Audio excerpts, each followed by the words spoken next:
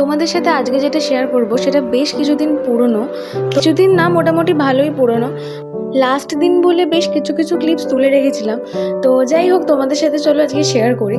Final ইয়ারের last exam ছিল। একদিকে এক্সাম শেষ হওয়ার আনন্দ, আর অন্যদিকে বন্ধুদের সাথে আর কোনোদিনও সেরকমভাবে দেখা হবে না, এইটার একটা কষ্ট ছিল। আমাদের কলেজের ক্যাম্পাসটা খুবই সুন্দর, আর ইঞ্জিনিয়ারের ডিগ্রি আর একটা ভালো বন্ধুদের দল আমি পেয়েছিলাম এখান থেকে। এক্সাম শুরু হতে বেশ খানিকক্ষণ সময় বাকি ছিল, ততক্ষণ একটু ঘুরে নিচ্ছিলাম আমরা। একটা টাইমে কলেজ ইউনিফর্মটা পরতে খুব বিরক্তি লাগতো, কিন্তু এখন আমি সেটাকে সত্যি খুব মিস করি। আর এটা হচ্ছে ঋত্বিক, তো ও দেখে আমরা সবাই পাস করে যেতাম, বাট ও সাপ্লি পেয়ে যেত। কিভাবে পেতো সেটা ওই জানে। এখানে কোনো একটা কিছু নিয়ে খুব গভীর আলোচনা হচ্ছিল।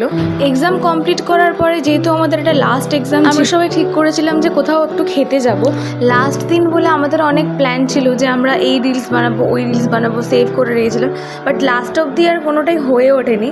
বাইরে বেরিয়ে এদের দুজনের মুখের হাসি দেখে বুঝতেই পারছো যে এক্সাম কতটা ভালো হয়েছিল। আর এখানে সঞ্জু আমাকে বলছে যে ওর বড়লোকে বেলাভিটা অনেক ভালো আমার কম দামি এঙ্গেজের থেকে। তারপর চলে গেছিলাম খেতে।